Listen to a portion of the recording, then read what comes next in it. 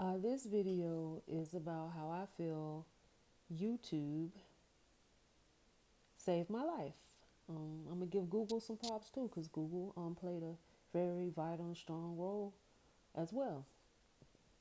Right now, we are privileged to have the access to information really at the tip of our fingers, just simply by asking a question, and you'll find out um, quickly, easy to address answers to make it easy to address the issue that you're facing. That's what I'm looking for. Yeah, I was diagnosed with lupus a few years ago, in the year 2015. You can still see what they call the remainder of my butterfly rash. I have a butterfly rash. I link everything to spirituality in this world, and I believe that my mother and father put it on my face, so I would have to face it. And they literally put the shit on my face, so I would have to face the shit in my life. The toxins in my body came out profoundly through my face, stronger really than any other area on my body. They came out in various places on my body. However, my face was very crucial for me because I am by trade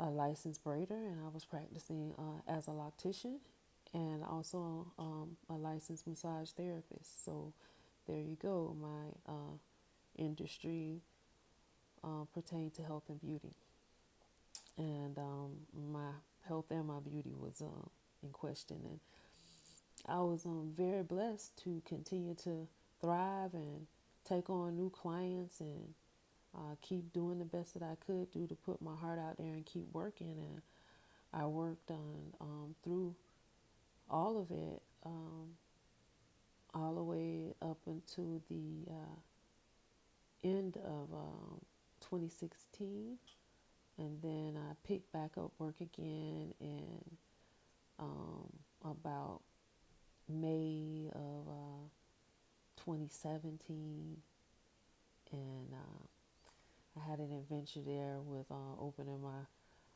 first real spot for massage, and that only really lasted for about 3 months or so. It was really fast and quick, and I found out very quickly in that it wasn't the direction that I was supposed to be traveling in, and ultimately it was me having to face that, and it led me here. Well, in my struggle, I went through a horrible rash.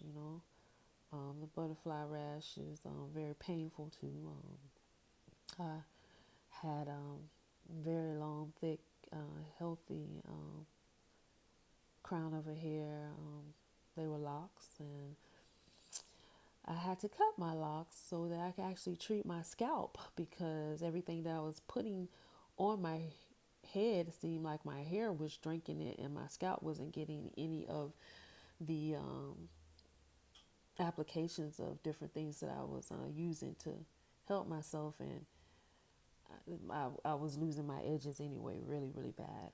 It got really, really dark all around my crown. Yeah, it was very, very dark, and it was pretty bad, y'all. It was pretty bad. So I really did the boy Caesar. I cut it all off, and I got addicted to cutting it all off too, because it felt very freeing.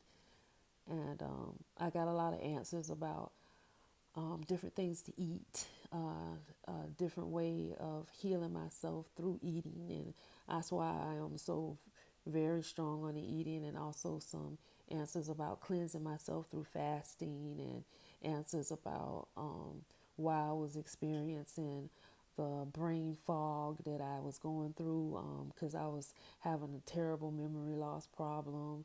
It was also associated pain that I was going through, that with um, my menstrual, that was just horrible.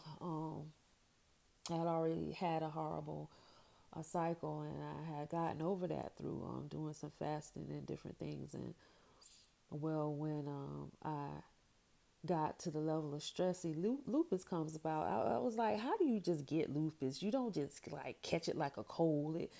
It really comes, and they say, and this is not just me, trying to pull on somebody's sympathy for me. It's a written fact that they say the stuff really just comes out of your body when a person experiences a tremendous amount of stress, and because of that, it literally breaks down their immune system, and it just goes like chaos inside of their system, and well, dis-ease, dis-ease, discomfort, unbalance, the homeostasis is no longer in its right state of being. So the person can no longer function as they would be in a peaceful manner. Well, I had a lot of different chaotic things happen in my life, like in a row, like bim, bim, bim, right one after another. And I was still growing up, and a lot of people never really recognized how old my ass was because I looked and appeared so young. And I was really, really immature in so many different ways. And I was too grown, with age to be that immature. And so, in the midst of me doing my best to develop, there were a lot of things that were said and done by me that I'm not very proud of. I'm just aware of. And because I am aware of it, I feel like I can learn from it and not repeat the same things over and over again. That's another word that I learned about, which is insanity, to repeat the same thing over and over again, expecting a different result. And I kept doing that. I was like a rat in a maze, just going round and around and around, and kept doing the same things. And well, I've come to a point in a stage in my life where I actually am facing my own fears and accepting a lot of things. Acceptance is a big issue for me. Accepting a lot of things about myself, detaching myself from a lot of things. Attachment was a very big thing for me, and control was a very big thing for me. And I didn't realize I was so egotistical, and my ego got in the way a lot. And I didn't realize it because I was doing my best to be so humble. And being humble is not something you have to try to be. It's just the essence of who you are. And some sort of way along the lines, I got confused about who or what I was and what I wanted to be, and entangling into with what I had grown to recognize others having expectations in me, and doing my best to fulfill those expectations. And well, it got very confusing. And to say the least, I watched my daughter go into high school and come out of high school while I was going through this maze. And my youngest daughter, I have two, and my baby girl, she was just about three, 4 years old when I first got knocked down with this stuff. And it took a tremendous chunk of my attention out of her life, because then, you know, I was consumed with doing the best that I could to move forward and not perish. And this thing was literally eating me alive from the inside out. It felt like my skin was crawling, and I could feel stuff crawling all over me. And it was just horrible. I couldn't stop rubbing my face or touching my face because it just felt like something was crawling on me. And oh my God. And here it goes, my daughter, my oldest daughter was coming out of high school with my grandbaby in her belly, and she wasn't having it. She wasn't having it anymore. She wasn't having, mommy's going to the hospital again. She really needed me, and she didn't want to hear me saying I can't because I don't feel well. Well, it was just unacceptable, and I give it up for those parents who are relentless and always are there for their children.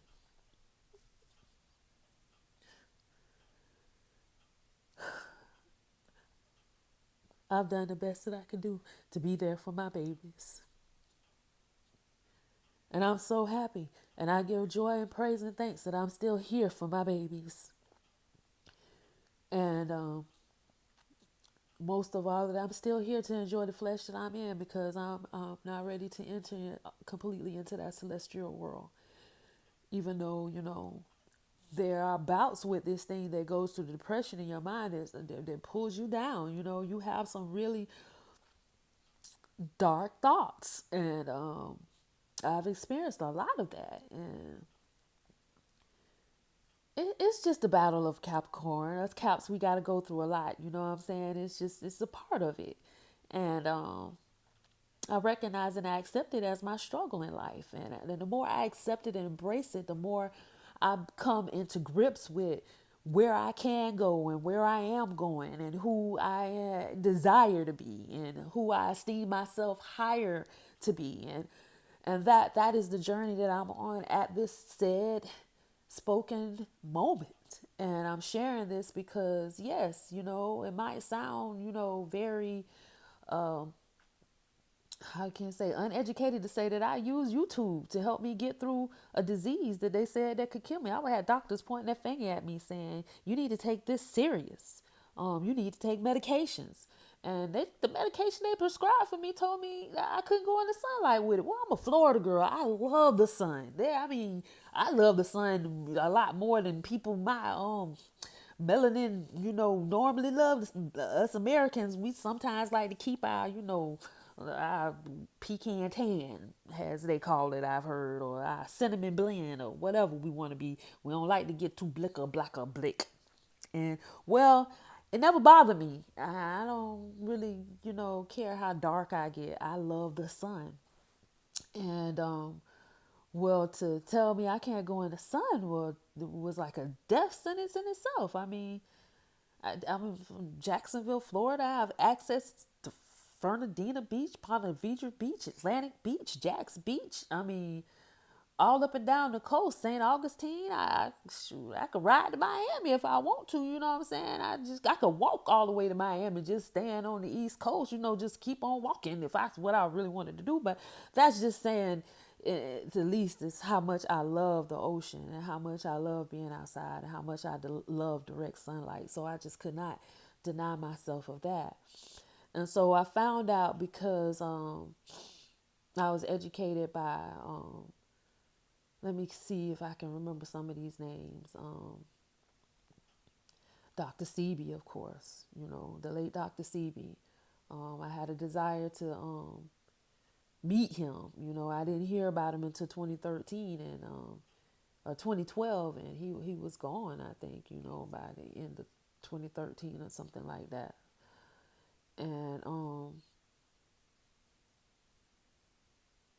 another person that I want to give props to that I've often looked at a lot of her meal preparations, and they're really fun and they seem nutritious.